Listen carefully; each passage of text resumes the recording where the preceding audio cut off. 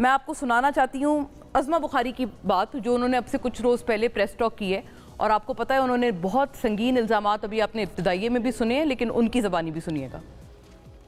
एक मुनज़्ज़म प्रोपेगेंडा है जिसको शुरू जेल से किया जाता है, फिर एक प्रोपेगेंडे के तहत वो पूरे मुल्क में फैलाया जाता है। इलेक्ट्रॉनिक मीडिया के जरिए, प्रिंट मीडिया के जरिए वो छपता भी है, वो दिखाया भी जाता है, वो अगले दिन रिपोर्ट भी होता है। सो इसके ऊपर ये रिपोर्ट जो है वो आज सबमिट की गई थी कैबिनेट के अंदर। और जो हमारा क्रिमिनल लॉ है उसके तहत जो 196 CRPC है वो बड़ी क्लियर है इस हवाले से कि अगर आपने इसके ऊपर कोई एक्शन लेना हो तो कैबिनेट जो है उसकी मंजूरी जो है वो दी जाती है। इसके ऊपर एक कंप्लेंट जो है वो फाइल करने का फैसला हुआ है।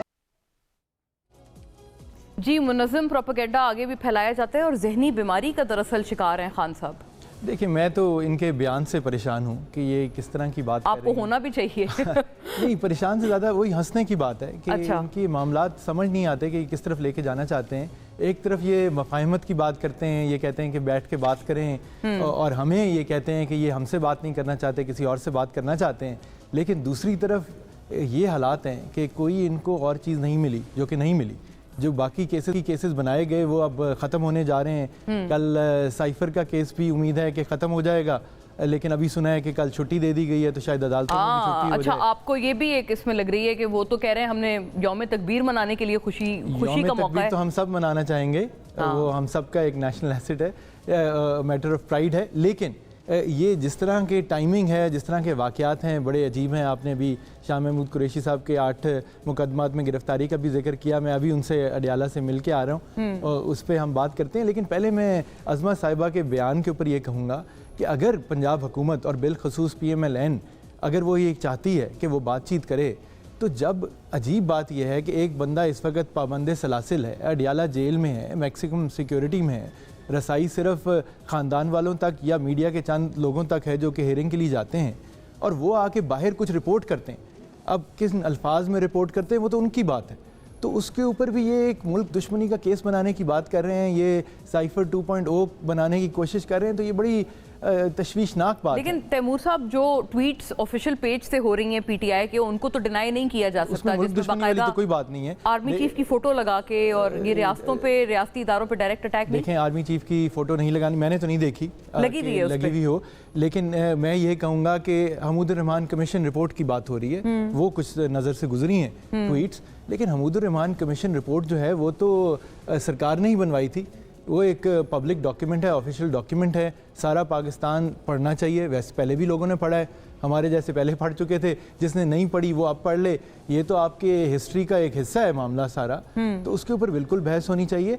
देखिए, आज अली अमीन गंडापुर ने उन लोगों के साथ बैठ के मुलाकात की जिनके ऊपर हमारे तहफ़्फ़ुज़ात हैं कि हमारा जो मैंडेट, स्टोलन मैंडेट है, उसके वो कुछ हद तक ज़िम्मेदार हैं। उनकी निगरान हुकूमत के अंदर हमारे साथ वो वाक़यात हुए जिनके ख़िलाफ़ हम आज भी अदालतों में मौजूद हैं, रोज़ केसेस लड़ रहे हैं उसके ऊपर।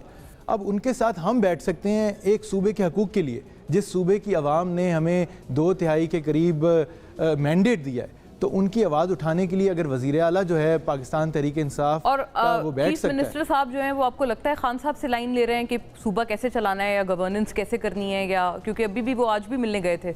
लाइन की पता नहीं, लेकिन गाइडेंस जो है एक वो तो एक नेचुरली जो। और आप डिनाई भी ये कर रहे हैं, आप कह रहे हैं कि इसको बिल्कुल किसी सूरत भी कोई भी आपको सब्सटेंसिएशन नहीं लग रही इस बात में कि अगर मुल्क दुश्मनी से इसको जोड़ा जा रहा है? नहीं, मेरे ख्याल में मुल्क दुश्मनी वाली बात गलत है और हमें इससे निकल जाना चाहिए कि ना मुल्क दुश्मनी की पहले कोई बात थी। साइफर केस की हम शायद 200 के करीब मुख्तलिफ अदालतों में पेशियाँ भुगत चुके हैं, मैं उसमें खुद वकील हूँ, कहीं कोई बात आज तक सामने नहीं आई।